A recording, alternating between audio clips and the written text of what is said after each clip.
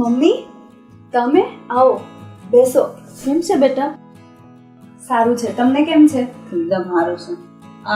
ઘરે કોઈ નથી, દરવાજો ખુલ્લો હતો તો મેં કીધું કોઈ ઘરે નથી લાગતું, કોઈ બહાર ગયા છે? હા, મમ્મી ને પપ્પા મંદિરે ગયા છે અને સ્વીટીબેન તો કોલેજ ગયા છે. કેમ આમ ઢીલી ઢીલી દેખાય છે? કાઈ નહીં મમ્મી, આ જોવો ને સવારે કામ કરતી હતી ને તો લપસાઈ જવાનું મારાથી અને હાથે થોડુંક વાગી ગયું છે અને કમરમાં. બેટા ધ્યાન રાખતી હોય તો. શરીર એક તો પાતળું છે ને એમાં પડે તો પછી હાડકામાં વાગે તો વાગ્યું નથી ને વધારે? ના ના મમ્મી, તમે ચિંતા ન કરો. એ તો ખબર નહીં મારાથી કંઈક ઢોળાઈ ગયું હશે એટલે હું પડી. તારે એકલી એકલીને કામ બહુ નહીં કરવાનું બેટા, તબિયતનું ધ્યાન રાખવાનું. આ તારી નણંદ છે કે નહીં, એને થોડું કામ કરવા દઈ દેવાનું. મમ્મી, એ આખો દિવસ કોલેજે હોય, પછી રીડિંગ કરતા હોય, એ બિચારા ક્યાં કામ કરે, એને ટાઈમે ન મળે. તારા સસરા ને સાસુની તબિયત તો સારી છે ને? હા મમ્મી, એકદમ સારી છે. તમે હેરાન તો નથી કરતા? ના મમ્મી, બિલકુલ પણ નહીં. મને તો એટલી સાચવે છે ને કે મને તમારી પણ યાદ નથી આવવા દેતા. વહુની તરીકે નહીં, દીકરીની જેમ રાખે છે. તો સારું. નકર મને તો મગજમાં હોવે ઊભા થતા હતા કે મારી દીકરીને કેવી રીતે રાખતા છે ને પપ્પાની ગેરહાજરી છે ને સંભળાવતા તો નહીં હોય ને? ના મમ્મી, જો મને કમરમાં વાગ્યું ને તો મારા સાસુએ અડધી કલાક સુધી મને માલિશ કરી દીધું, કમરમાં ને હાથે. એટલું ધ્યાન રાખે છે મારું. જમાઈને કામનું કેમ હાલે? એમનું તો ચાલ્યા કરે. બરાબર તો રાખે ને? હા મમ્મી, એ પણ મને બહુ સાચવે છે. સારું. તારા માટે મસ્ત ચૂરમાના લાડુ લાવીશ, તને ભાવે છે ને? વાહ મમ્મી, પણ આજે કેમ અચાનક સરપ્રાઈઝ આપી? અરે મને બહુ મન થઈ ગયું હતું કે મારી દીકરીનું મોઢું જોઈએ, એટલે આવતી રહી. એટલે મેં કીધું સવારે વહેલી નીકળું ને એટલે બપોરના સમયે પહોંચી જાવ ને તો તને લાડવા પણ ભાવે ને તો લાડવા લેતી આવી. સારું, મને લાગતું જ હતું કે થોડાક દિવસમાં મમ્મી આવવા જોઈએ. હમણાં કેટલા ટાઈમથી નથી આવ્યા ને એટલે. શું કરું બેટા, તારા પપ્પા તો રહ્યા નથી. મારા એકલીને રહેવાના દિવસો મારા નસીબ જ એટલા ફૂટલા છે. એમાંથી તું હતી તું પણ સાસરે આવ. બહુ તારી યાદ આવી. મમ્મી, તમે ચિંતા ના કરો. હું છે ને સાગરને વાત કરીશ, મને થોડાક દિવસ ત્યાં રોકાવા માટે મૂકી જશે. પાક્કું? હા સારું બેટા, તું 2 દિવસ આવે તો તને આરામ મળી. હા આવીશ. મમ્મી, તમે આજે આવ્યા જ છો ને તો આજે આખો દિવસ અહીંયા રોકાવાનું છે તમારે. હા બેટા, મારે ઘરે કેટલું કામ પડ્યું. શું કામ બધું પડતું મૂકીને અહીંયા આવી. કીધું હાલ જટ જાઓ અને જટ ઘરે આવતી રહો. મને ખબર છે ને દીકરીના ઘરનું પાણી પણ ના ખપે. મમ્મી, તમે દર વખતે આવું કરો છો. કોક દિવસ તો રોકાવ. ના બેટા, દીકરીના ઘરે ના રોકાવ. બસ આમ આવતી રહું છું ને એ બહુ છે. સારું, તો તમારા માટે મસ્ત ચા બનાવું. બેસો. ચા નથી બનાવી તું છે ને બસ મારે વાતો કરે મને બહુ ગમશે. કેટલા દિવસે આપણે મળ્યા ને.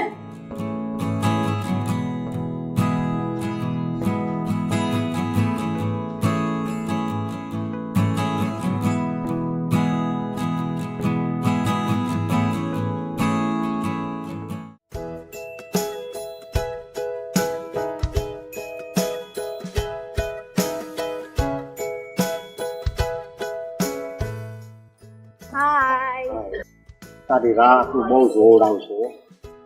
શું કરું, રાહ જોવી જ પડે ને. અમારા ઘરના છે ને બધા ઈ ગાંડા થઈ ગયા છે. મારા માથે છે ને બધો ભાર નાખી દીધો છે.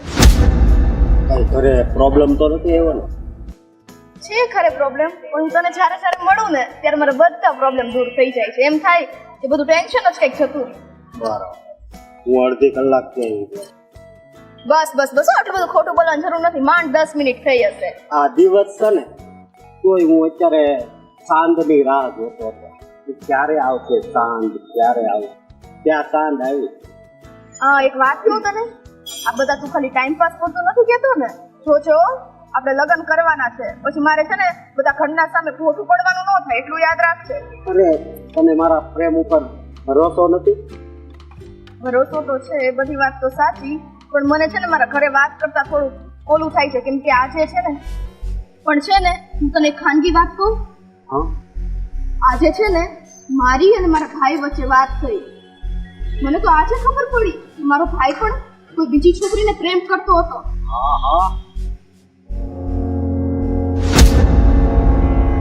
અને તને ખબર છે આ વાત ઈ મારા પપ્પાને કહી જ ન શક્યો, કોઈ કાળે ન કહી શક્યો. એને એમ હતું કે પપ્પા એના લગ્ન બીજે બાર થવા જ નહીં દે. તો પછી મને એ વિચાર આવે છે કે હું કઈ રીતના આપણા બેની વાત કરું. કદાચ આપણા બેના લગ્ન એ નહીં થવા દે તો? જો મારી વાત સાંભળ, તું તો છોકરો છો બરોબર, અને તું છોકરી છો. છોકરી હોય વાત એમ બાપ માને બરોબર, અને નો માને ને તો હું કેવો બેઠો હે? હા, છેલ્લે નહીં માને ને તો આપણે ભાગીને લગ્ન કરી લેશું, એ ફાઇનલ છે. પછી હું એ ઘરમાં ક્યારેય નહીં જાઉં. મસ્તાઈ આજે છે ને મારા મમ્મી ને પપ્પાએ ચોખ્ખું કીધું હતું જતી રહે આ ઘરમાંથી. ઈ કોને કારણે ખબર છે? મારી પેલી ગવાર ભાભીને કારણે. તારા ઘરમાં એક જ વિલન છે કા? હા, તું એક જ છો યાર મને સમજવા વાળો. બાકી મારા ઘરના તો બધા એમ સમજે છે ઈ ઘરની મેઇન વિલન હું જ છું. બોલો. અરે જ્યારે એક છોકરો છોકરી આ દિલની વાત જાણે ને ત્યારે જ પ્રેમ સમજાય. એ વાત તો સાચી. પછી હું તને કેટલો પ્રેમ કરું તને ખબર છે. પણ ટાઈમ આવે ને ત્યારે આ પ્રેમ નિભાવજો. પછી ટાઈમ આવે એટલે ખસકીને જતો ન રહેતો. અરે આવું ના બોલ, મને અંદર દુઃખ થાય, કારણ કે તારી જગ્યા તો તારા ઘરમાં છે આપ, પણ તારી જગ્યા પહેલા તો આયા મારા દિલમાં છે, દિલમાં. રાઈટ, હવે હું છે ને કોલેજનું બહાનું કરીને અહીંથી નીકળી હતી. કોલેજ લેટ પહોંચીશ ને તો મારા પપ્પા છે ને પાછા ત્યાં રાડું પાડશે ને બધી પાછી ખબર હોય થોડી થોડી વાત. મને તો એમ હતું કે આગળ એમ કે હાલો આપણે ફરવા જાય. આજે પાણી ફેરવી દીધું. કેટલા દિવસ થઈ ગયા, મહિનો દિવસ થયો કે આપણે બહાર ક્યાંય નથી ગયા. હા, એ વાત તો સાચી છે. એક કામ કરીએ, કાલનું ગોઠવીએ તો હું ઘરમાંથી કાંઈ પણ છે ને બહાનું કરી નીકળી જઈશ. પછી આપણે બે જાશું, બરાબર?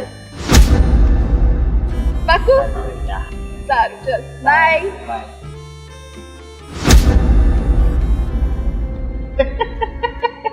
બાય. અરે તું હજી મને ઓળખતી નથી બરોબર, બાકી હું તને હારી હારી છોકરીને હાટીએ ચડાવી.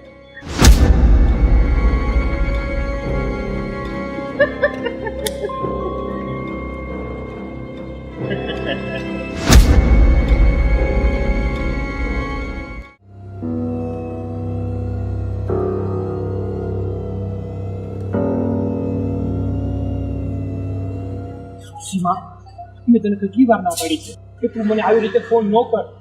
તું મને ક્યારે મળવા માટે આવે છે? સામેથી ફોન કરે છે? યાર, મને તારી સાથે મળવાનું ખૂબ જ મન થાય છે, અરે ફોન કરવાનું પણ બહુ મન થાય છે, પણ શું કરું? પણ ઓલી ઘરમાં બેઠી છે ને એનાથી પહેલા પીછો તો છોડાવવા દે મને, પછી મારે જ તને લગ્ન કરીને મારા ઘરમાં લઈ જવી છે. આ બધું છે ને તારે લગ્ન પહેલા વિચારવાનું હતું. યાર, તને પહેલેથી તો ખબર છે કે હું તારી જ જોડે લગ્ન કરવા માંગતો હતો, પણ અમારા પપ્પાના કારણે મારે એની જોડે લગ્ન કરવા પડ્યા. આ તો લગ્ન કરતા પહેલા તારા પપ્પાને વાત કરવી હતી ને, હું એક છોકરીને પ્રેમ કરું, મારે એની સાથે લગ્ન કરવા છે, તો છે ને આ બધી ઝંઝટ ક્યારે ઊભી થાત જ નહીં. અરે યાર, તને તો ખબર છે ને કે મારા ઘરમાં આ લવ મેરેજ કરવાની પરમિશન નથી. મારા પપ્પા લવ મેરેજની ખિલાફ છે. તો પછી મને લવ કેમ કર્યો અને લગ્ન એની સાથે કર્યા? મારે લગ્ન તારી જ જોડે કરવા હતા. તો ક્યારે પણ? યાર, થોડોક સમય તો ખમી જા. આ થોડો સમય કરતા કરતા છેલ્લા 2 વર્ષ નીકળી ગયા છે. યાર, હું મારી રીતે ટ્રાય કરું છું. હવે તારે જેટલું ખમી ને એટલું ખમવું નહીં પડે. માત્ર ને માત્ર 7 દિવસ. આ 7 દિવસમાં મેં અને મારી બેને પ્લાનિંગ કર્યું છે અને આ ઘરમાંથી બહાર કાઢવા. જેવી જ આ ઘરની બહાર જશે ને એવો જ હું તારી જોડે લગ્ન કરી અને આ ઘરમાં આવીશ.